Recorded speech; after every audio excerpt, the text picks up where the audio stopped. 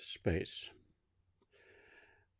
As you can see, I have some books behind me, and these are placed very close to me in a large barn where there are some 8,000 books.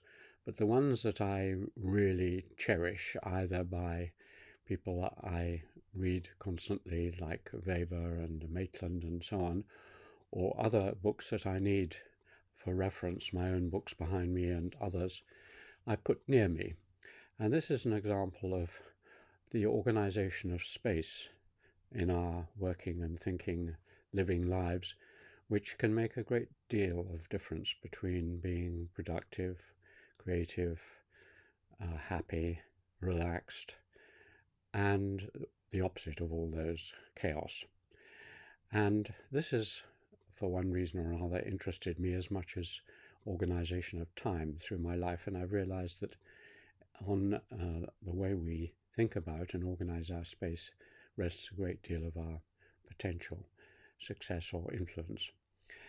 I suppose I was vaguely aware that I needed to keep my toys somewhere where I could find them, and indeed I don't think I was very good at that. I was never very good at putting away things, and so my parents, as usual, complained about it, and I don't remember much about my organization of space until really I went to my second school at the age of 13, and there we went through a curious process whereby at the beginning you were given no space at all. You were just given a tiny locker in a communal room, and you kept your trunk under your bed, and that was it. No privacy, no personal space at all. Even the toilets didn't have doors and were very communal.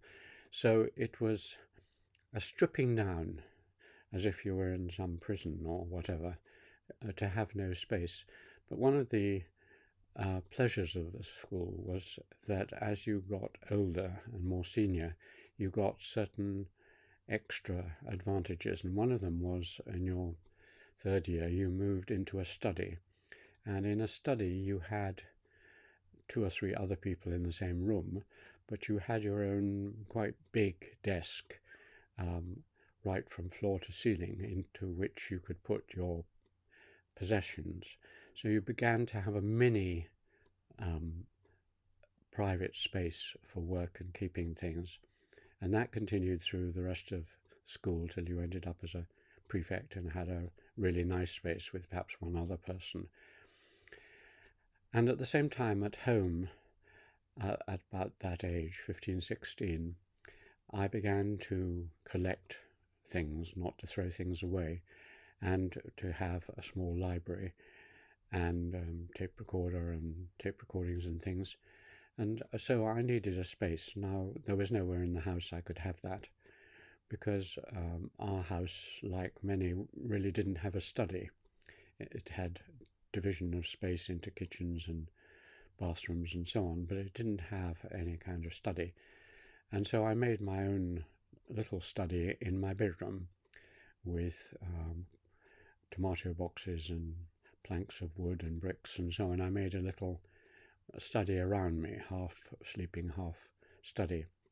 And that's the sort of thing I did for some years afterwards in various ways, because when I went on to Oxford in my first year, the space I was given was just a very nice but largish room in Oxford as an undergraduate, and I slept in the same room as I worked. I could go to libraries and so on, of course, but that was a joint sleeping working area.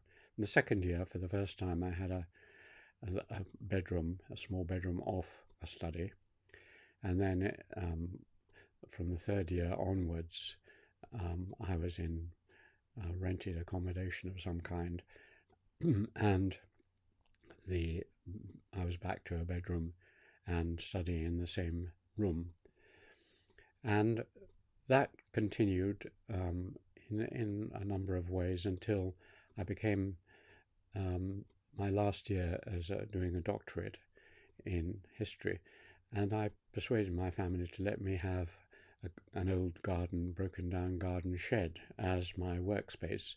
and so we patched it up a bit, though it was always freezing cold.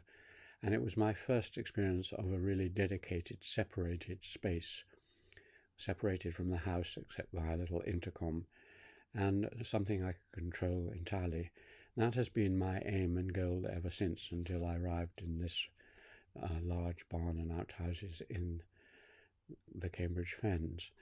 And so I had the great pleasure of having a shed or barn or whatever it was then, the age of 24.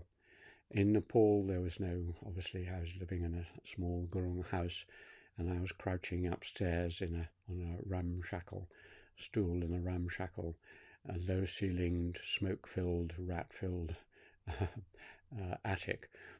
But it was separate from downstairs.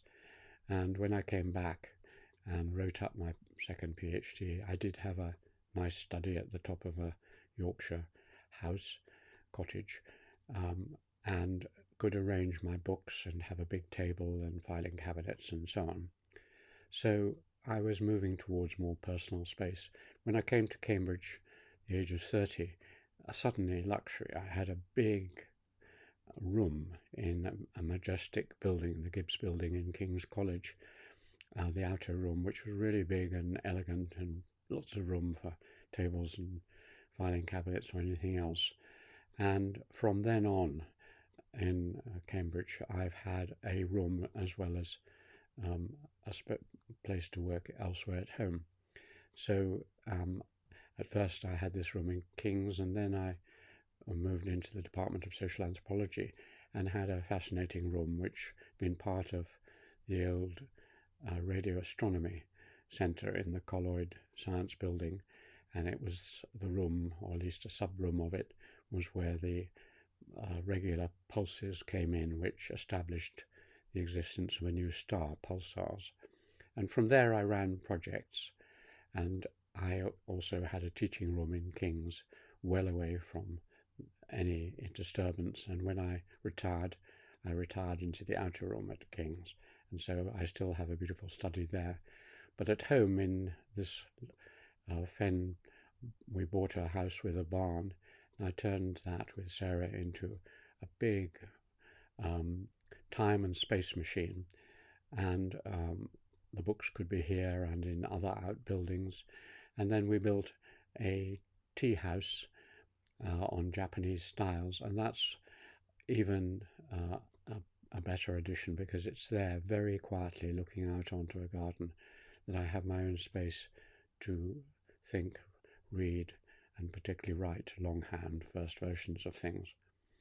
So I put objects as close as I need them, shuffle them around when I'm working on a new project, move them away, move them closer, arrange my desk so I know where everything is. Because if you can't move without friction of trying to think where is something over your library and your notes and your films and other things, then you waste an awful lot of effort and energy trying to find things. And so it does take an effort to set it up, but once it's set up, it improves your pleasure and your efficiency as an academic. I always look when I visit friends to see how they've organized their libraries and desks and so on, and some of them are immaculate, and others are chaos, and I often wonder how they ever manage to find anything. And they're like sort of worst kind of mechanic's garage, piled up stuff. But usually, even though the mechanic's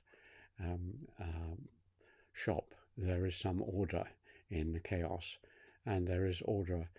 Sometimes my desk's piled with papers and books and so on, but there is order in it, and then it clears away. And the same with Sarah. Her desk is much more piled up with things, but she knows where things are. So space and its organization has been not an obsession, but certainly a great interest and a great deal of enjoyment, rearranging and thinking about and moving books and papers and other films and so on around. So I hope you either have or will have a really nice space in which you can work, think, and occasionally entertain people. Thank you.